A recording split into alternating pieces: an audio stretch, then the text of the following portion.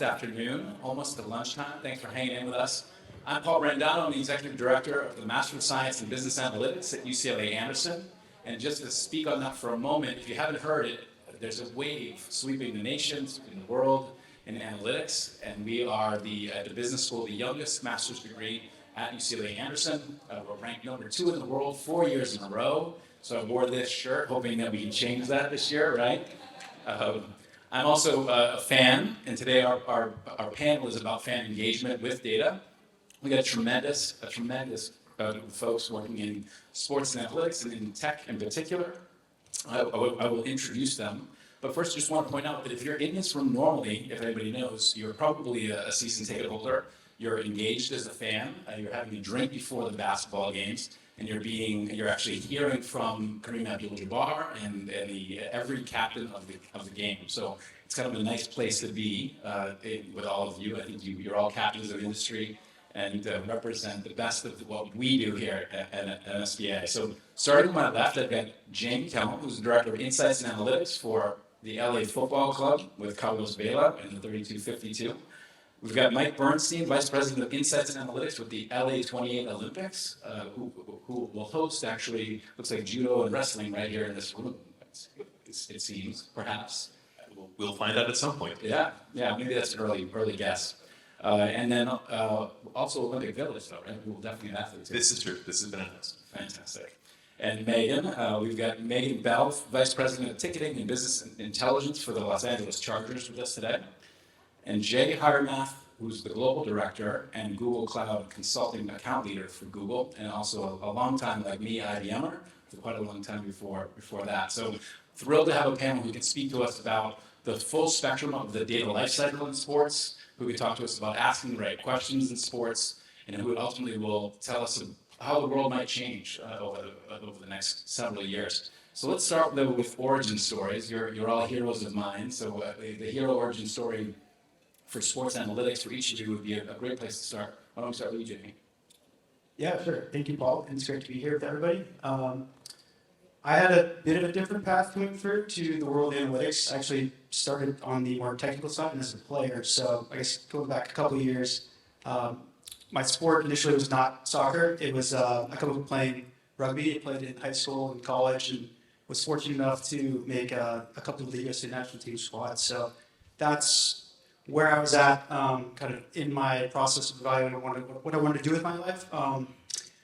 Unfortunately, there wasn't a lot of infrastructure and resources to pursue a professional career in rugby when I graduated college, but through relationships that I made along the way, I was able to get hired on the technical staff as a performance and video analyst for the USA 7's rugby Olympic team. So a little bit of a pip there, slightly different sport, but that's how I got my start in analytics in sports. And from there, did that for a couple of years, got to travel the world on someone else's dime, which I recommend to everybody here if they can pull that off. It was great. But at a certain point, it was just a limited career growth potential just based on the infancy of the sport in the United States at the time. So did a slight pivot, going back to grad school to retool on the business side, and done that the last 10 years of my career, the previous 7 being at LAC, building the business and data analytics team over there. Thanks, Paul. And again, pleasure to be here. Such a great school and a great program, so really thrilled to be on the stage with you, Paul. So I think one thing we'll definitely hear as we go down the line here is so many different paths and pathways into analytics. So, James just articulated him. Mine was completely different, right? My background was in corporate development. This is like my third career, right? I started out in corporate development, corporate strategy, which I didn't know it at the time, but I was building up actually really relevant skills for my job today, which was about, number one, kind of had to combine an analytical process of what's the deal, right? What's the value, but also the narrative around it, around sort of selling it in and sort of convincing C-suite executives that, it's the right thing to do, right thing to buy, sell, invest in, whatever the case may be. Eventually found my way into management consulting, also a fantastic sort of just a breeding ground and sort of finishing school, if you will, for analytics, and was able to ultimately from there sort of find my way, pivot into sports marketing. So worked for Wasserman for about 5-6 years in their sports consulting division, corporate consulting, property consulting. I was fortunate enough to hook my way into LA 28 about 4+ years ago now. That journey, looking back, it all sort of makes sense, but at the time was not necessarily linear or intentional. Fantastic, Mike. Thanks for being with us. Megan. Yeah, I would say mine is probably a more typical approach to how to get into sports. So I was a sports management major in undergrad, and then was hired after that. So I was hired as a sales coordinator, and it was around the time CRM was blowing up. So I was the only person in the sales department not on the phones. So I decided to figure out how to use the system, and my curiosity in that really developed my career from there. So I was at the Flyers for a while, and then I moved over to the Washington Capitals to start them from scratch with their CRM system. I got out and did some consulting, which is great because it gives you a really different perspective in different industries, because sports is a very, very unique brand in itself when it comes to data and analytics, because working on the team side is incredibly regional. You only care about the people who are within 90 miles of where you are. So learning different industries, different processes really allowed me to kind of get back into sports. So this is my 5th season with the Chargers. So kind of came in and helped them build their infrastructure from scratch. So again, mine's probably a little bit more traditional. But I've been around sports since kind of the whole data and analytics explosion has happened. So it's been really cool to watch and see it evolve.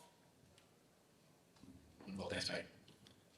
Yeah, I started my career kind of in IBM, which is like seeped into data and analytics. You wouldn't, cross through 2 cubicles without talking about data and analytics. But as I looked at, I think I was just telling Megan, the turning point for me, of course, we're using analytics to do a lot of operational data, financial analytics, and all of that. But one of the experiments we did with the studio was to look at, many years ago, Twitter data in terms of how users are engaging with trailers and promos, and then use that to predict box office results, which is a huge challenge. And then our numbers showed it wouldn't do well. We went to the studio and they kicked us out, like, you nerds, get out of here right now. You have no idea, you don't know anything about movies. And we took the feedback, like, maybe you're wrong. But lo and behold, we didn't do well, right? So, and then we went back in after many years to say, okay, it's not great to just say, it's not going to do well. How can we improve? So the shift from using structured data to like using that to unstructured data, which is more video, and just the scale, the performance, that really was a shift for me. And then as we see, we could predict pretty close to 99.5% of what others were predicting, which is pretty awesome. And so that was a huge shift into saying maybe the problems of sports and media and others are similar, right? You were trying to acquire subscribers, you're trying to serve very personalized content or offers or products. So that really helped me to shift in.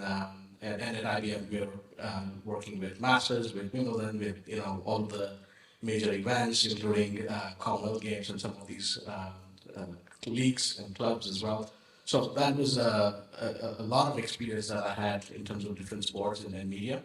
And right now, Google, given that Google is democratizing the tools, the AI tools to users, and as things shifting to cloud, I thought this was a good shift. So I work with one of the largest Spanish media companies, and they're trying to bring new sports to the United States. So that's been my journey. Fantastic, Jay. I think what I hear in all of this, and when I heard it on the prep call, I immediately thought of the data Avengers here, right? Different origin stories, each bringing a different strength to what they do. And honestly, at a time when everything is so new, I mean, although there's been actuaries and accountants and finance folks and statisticians, mathematicians forever, they now have kind of been combined into supergroups, so that organizations all over the world in every industry, and you see the top of that here in sports. And so thinking about that and thinking through, maybe we'll start from the other side because we're going to talk about technology next. Everything begins and ends with the technology platform. And so as you think about what it takes to enable the kinds of analytics that you want to run, what's top of mind for you today? Where are you in your analytics journey? And where are you going? What are the tools of the trade? What do you go to every day, et cetera? How do you inform this audience about the technology of analytics in sports?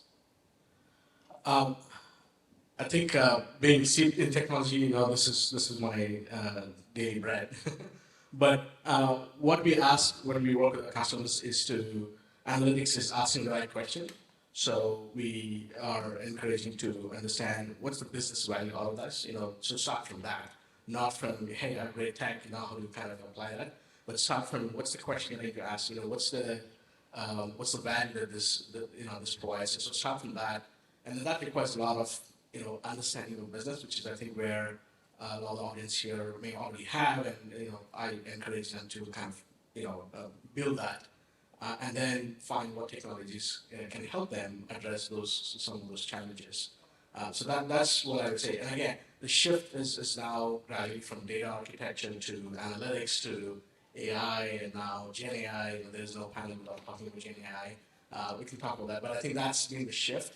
And there was an approach to say AI and analytics has to be enterprise-wide, right? So you start at the top and then you kind of flow through. That worked well for some telcos and financial organizations, but you can't start with AI and Gen AI irrespective of what your data strategy. So that's been the shift that we are seeing. And the third one is the culture, right? The culture in terms of skills, in terms of everybody trying to understand AI. I think those are the three areas where I use some shift and still on the journey. Very disruptive.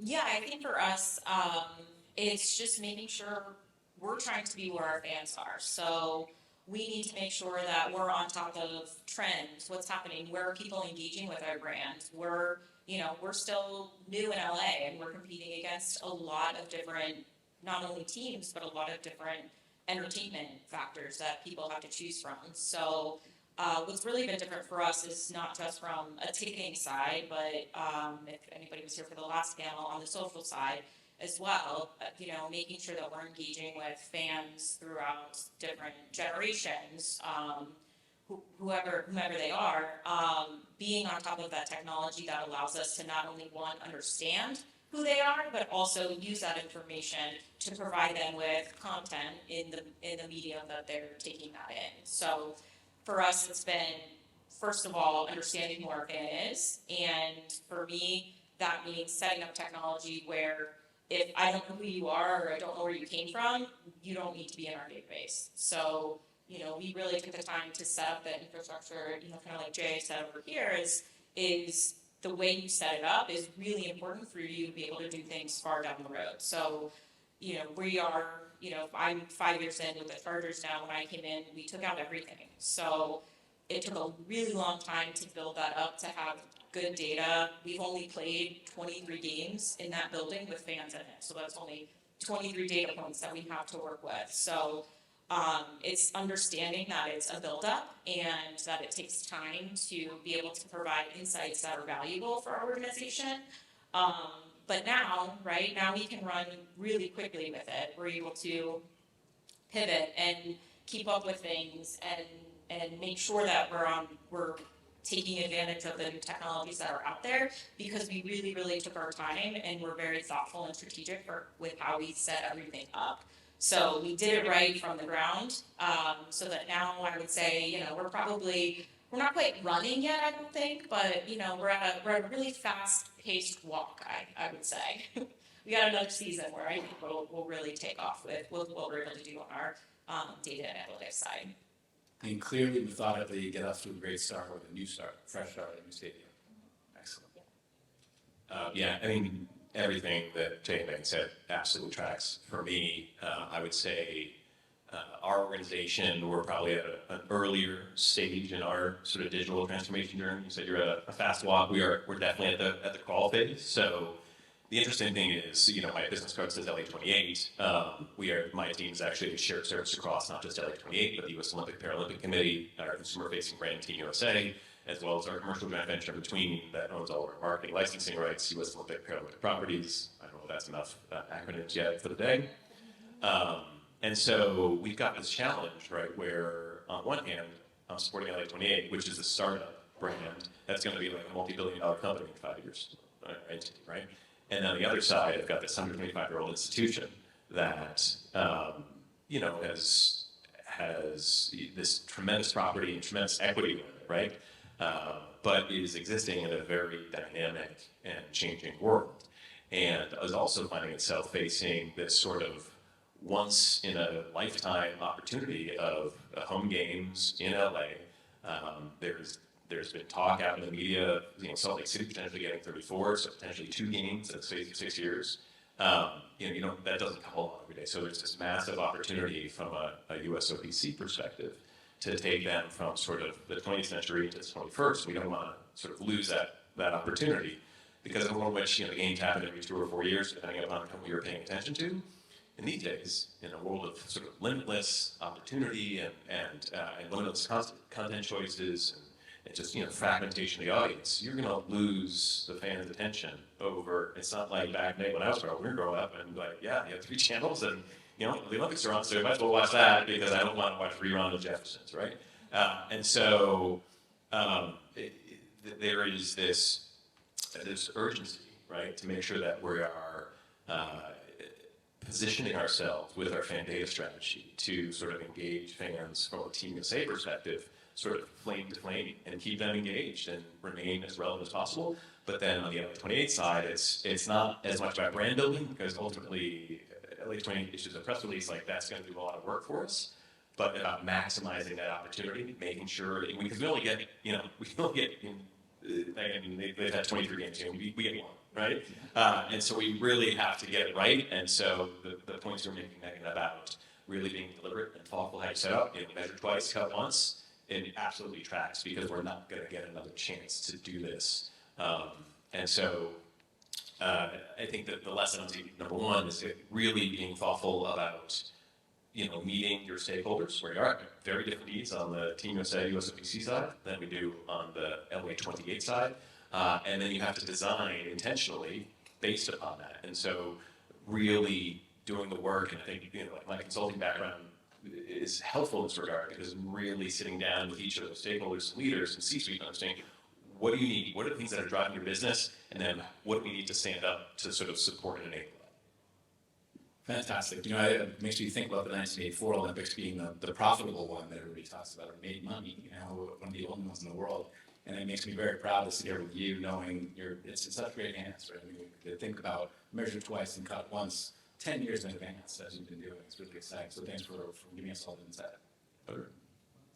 Yeah, these are all great explanations, so probably not too much to add, but in the same vein as Mike, we own our own building, right? So multi-property mindset, but also very different. So LAFC Sports is very different from a concert or a live event versus our MLS Next LAFC 2 side, which plays over at Cal State Fullerton, which is a totally different venue that we also do analytics for. But I would say the through line across the board are those core foundational thoughts and questions of how can we provide value, what is the data saying. The tech stack almost doesn't matter as much, because there's so many different similar products out there that do very, very close to the same thing, that it's more about how intentional you are with the usage of that.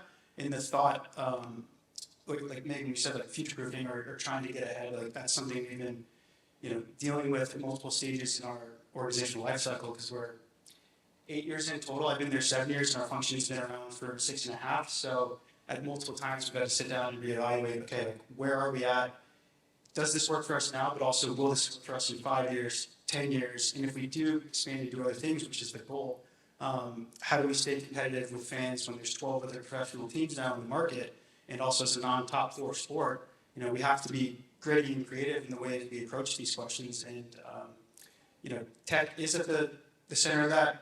AI and machine learning, we are using that at a very, I would say, rudimentary, way for us at LAFC. But hopefully that'll be, a bit more of a year or two out when we really understand fully the capabilities and how that stacks on top and layers on top to what we're currently doing. But yeah, it's very fast moving, like you mentioned, and we're just constantly evaluating what we're doing, how we're doing it, is it working, and will it work going forward? Fantastic, so exciting, and actually that the point about AI, and you made it as well, has whet my appetite for something from some of you, right? So thinking about a vision for AI and how it could be used for fan engagement or for marketing or otherwise, is there anything that comes to mind as you think about your wish list for the future, or perhaps the industry? I can say one thing that is more kind of inside baseball. I mean, there's so many opportunities. I'm sure Jay, you probably go chapter and verse on the endless list of Gen AI opportunities. It's obviously a very big buzzword these days, and we're focused on sort of getting some of the basic foundational elements in. But one opportunity that we, I think, clearly see is more around how do we sort of scale our reporting, right? Ultimately, the technology is increasingly helping us sort of crack the, get to the number, right? But then I have to sort of share that out in a way that meets my stakeholders where they are, in a way that's sustainable. I can't just throw all the numbers at them. And so can I leverage Gen AI on the back end of my analytics to sort of scale that reporting and that insight development in a way that allows me to, get more leverage from my small but mighty team across all those organizations and brands? There's a clear opportunity there, and something that we're excited to pursue. Fantastic. I think the thing to note is consumers have much more powerful AI tools in their hands now than probably some of the organizations with the new Google Pixel Pro and looking at some features. So I think consumers are used to some of these tools, and so I think just in AI is a huge opportunity. Going from the traditional structured data and doing predictive analytics, going all the way to looking at your archives, for example. The one of the things that we are doing now with MLB is looking at all the archives and extracting metadata out of that. And then one of the things that I did in the past is to do on-demand highlights, right? So you like a team, you like a player, you like a moment in the game, and then it will create automatically all the highlights for you, right? So those moments in the game that I was talking to some of the sport industry customers, they go to YouTube to search a moment and then come back and look at the archive, right? So understanding the archive, understanding your content to add to the list of things that you can offer to your fans, I think is an exciting goal. It is expensive, so we need to make sure that it is optimized well. Again, coming back to asking the right question. But I go back to the framework that is relevant for sporting as well as the OTT and the media industry. These three things, right? Anybody who is taking time away from your audiences, creating that advocacy, and then extracting value, which is money or advertising or something like that. Those are the three tenets that we are asking our customers to do, then build AI models, Gen AI models along the front. Thank you. So we've talked about technology. We put a platform down now. We're all living there. We understand what that is. But the other side of the coin, is, and we think it is very important in our program, is to be able to have the conversation, right? To be able to ask the right question, but also to be able to convince an executive, right? I think walking into Deion Sanders' office and trying to convince him of something, right? That's a tough moment for anybody, right? And so how do we take a young, sports hungry, but certainly inexperienced person from the classroom, from this technology stack, and into that room with Deion, and help them prepare to get their vision built, or solve a particular question for you? What are the ways that you, as executives in that seat, convince others to make those choices? Yeah, I can start here. So the way our group kind of approaches selling, whatever, if it's a new initiative or something new we want to do based on what we're seeing, the data is not good or bad, it just is, right? So it's not like my personal opinion or anything that any baggage I'm bringing in. This is based on my expertise and what the data is saying. This is how I think we should proceed. And obviously there's a balance between, anecdotal or, experience in industry over the years. Like, that's definitely consideration, but I think the days of doing something based on a gut feeling are long gone, especially as people in strategic and analytical roles are more prevalent, like maybe cross organization as opposed to just in the, business strategy, analytics, business intelligence, we were calling roles. They're now permeating throughout. So I think it's only going to get more and more important. So I think in order to critically sell an idea, again, just stand behind the work you do, and if it's there, it's there, and maybe it's not. So maybe the answer to your question is that, we shouldn't be bringing this up just as much as, I might bring it up and it might not, it might not have the legs to move anywhere. Excellent. You really, I mentioned at the outset that I thought my consulting background sort of prepared me well for this role, and it really, I just see it every day. You have to embrace your stakeholders' challenges, your client challenges as if they are your own, right? Because ultimately you have to, we are analytics professionals, insights professionals, we in many cases have been highly trained in that area. We're dealing with, marketing majors, and it's not any pejorative, it's just people who aren't they, right, and don't have an analytical background, and maybe have more creative bent or whatever. And so you really have to understand and show that you care about their business, you understand their business, and play it back to them in a way that they're going to be able to understand and take action against. I like to joke, I went to school, I was an international affairs major. I thought I wanted to be a diplomat, and I've actually, obviously went a very different direction. But it's only now that I'm actually using those skills because I've got about 15 stakeholders across all those organizations.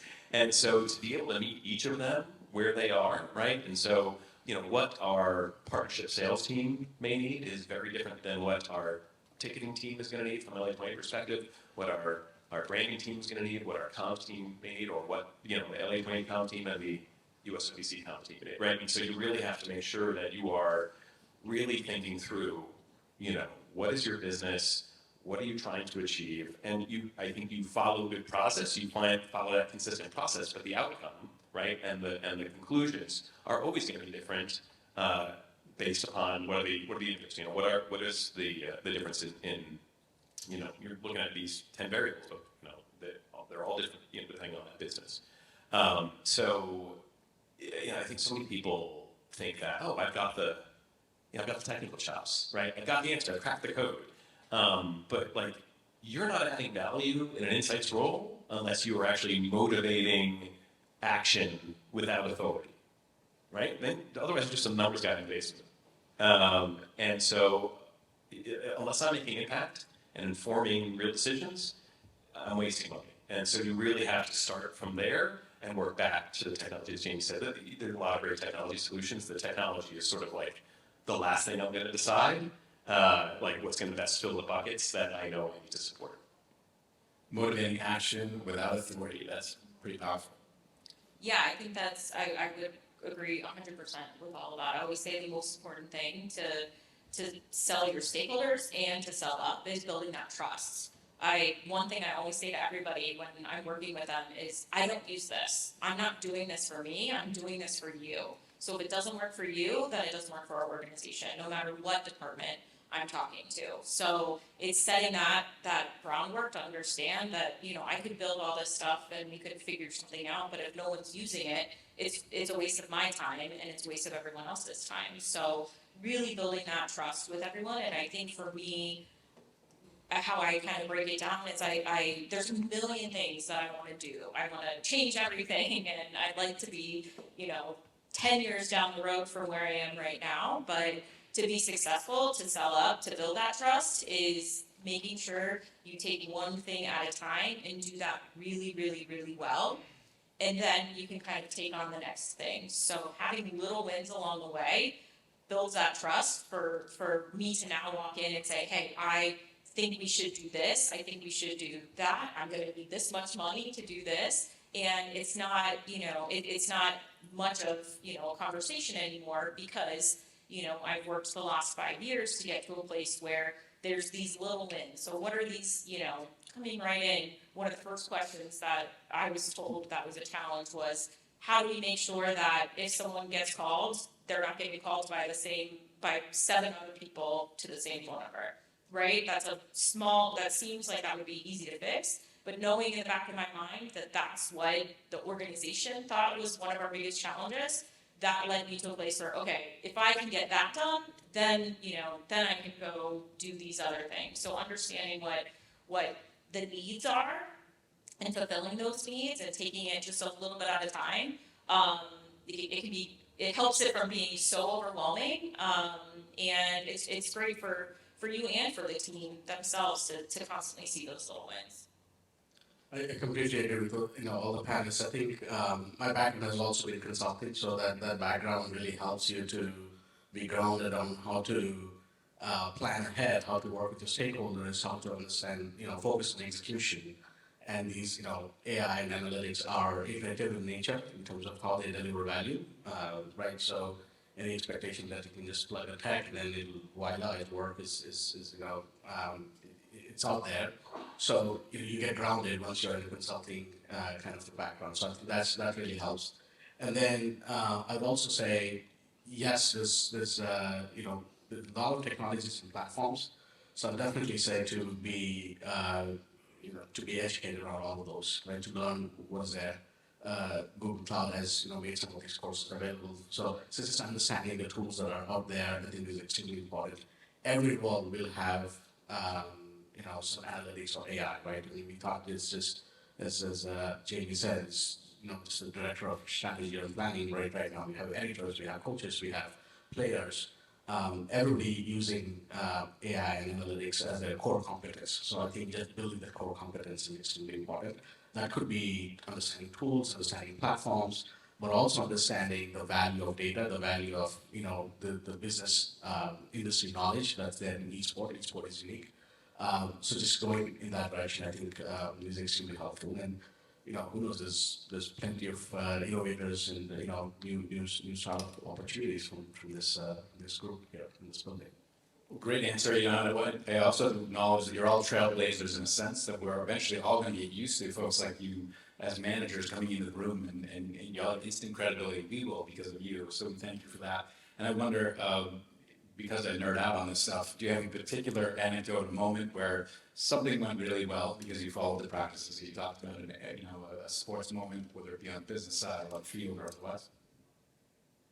Yeah, I would say the point in time of the pandemic was a great reset for us to evaluate a lot of things. And just coming back to fan engagement, a lot of those, what is our game day experience like now going forward? Because it's going to fundamentally change, forever.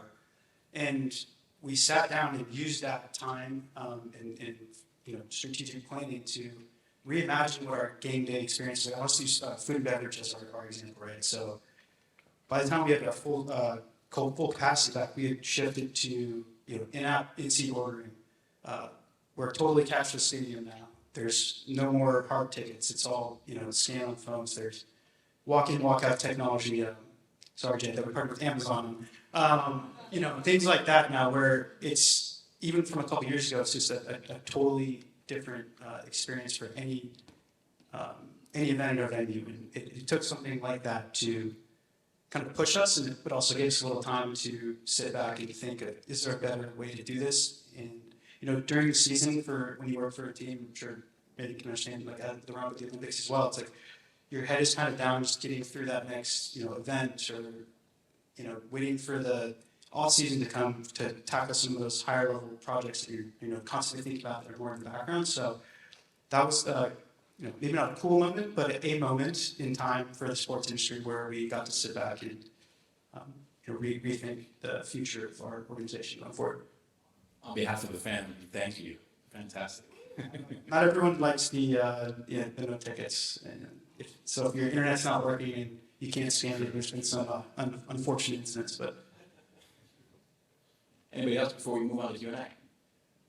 Yeah, I would say for me, I think it's watching the evolution of how BI has really kind of taken over our organization, especially ticket sales reports up through BI at our team. So which is very rare. Ticket sales has always been kind of the main attraction at most sports teams. It's whatever they need, however they need it. But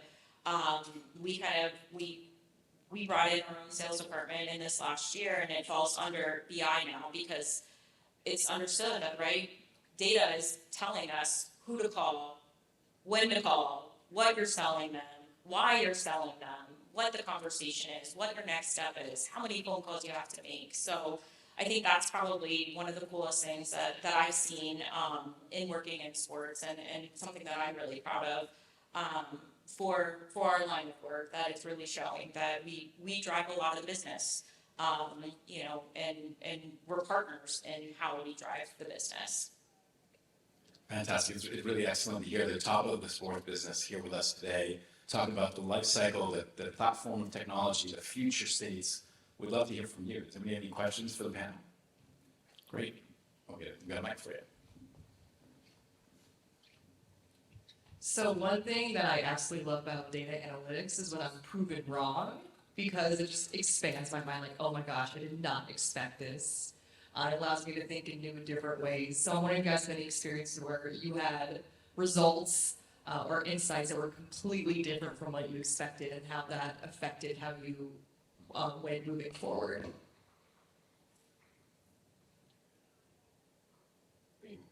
I couldn't agree more. As validating as it is to have your hypotheses validated, proven correct, it's far more interesting when they're proven absolutely incorrect, and you have this massively unintuitive, or what you thought was unintuitive result. Because then that's your hint that you're onto something, and that, oh wow, there's a real opportunity there to learn something that maybe wasn't in the conventional wisdom. I can't get too much into details. I'll just say we've done a lot of sort of work recently to unpack engagement around sort of the Olympic movement and what fans care about and don't care about, and what are sort of drivers and barriers. And I'll say that the results that we got from that were very different than I think we expected, in both where the opportunities and threats were, and the sort of where the spikes and troughs were. And it's been really validating to see that I think all the subsequent data that we've done or analysis that we've done to sort of further prove that, validate it, has proven to be correct, and we're actually able to begin, along with our great partners throughout the movement, making some meaningful changes in how we think about engaging fans. Again, in a way, when you're dealing with 125 institutions, that's not a lot of conventional wisdom. And so that's been just really something that's put a lot of it in our sails. Right, really, how can we achieve these common objectives around keeping that fan engaged from playing to playing? Is kind of, without getting into too many details, that's been one area that has been fantastic for us. I'm sure there are others. I think a different take on that, right? Not just the AI analytics program, but running that as a business. There was like false expectations that you would AI would certainly generate a huge amount of business, and how in what direction you need to go, and what kind of focus you need to have. I think that was an initial direction that was not right, and then we course corrected. I think one thing I would say is to persevere, to make sure that you learn from those mistakes, and then you continue on. There is light at the end of the tunnel. AI will deliver. You just need to make sure that either your parameters are not wrong, you're not comprehensive, not understanding. So one example I would say is you look at a model, and then you look at 5 different parameters. But when you add more, maybe you got a better result, or when the data is clean, you get a better result, or when you have, so you just need to keep trying at that. I would say that has helped. But everybody now, I think, initially for the first few years, I had to explain this, but I think now everybody gets that. Yes, you are wrong, or the data is right, you're wrong. At the end of the day, we're all learning on an exponential curve in this field. So we unfortunately run short on time. I want to start by acknowledging once again the aspirational leaders we have on the panel. Look at Jay and Megan and Mike and Jamie running sports analytics programs at some of the greatest teams that the country and the world knows. And Jay, representing them on the technology side. Thank you very much. If we could do an 8 clap for you, we'd really appreciate it for a very good clap. Thank you all.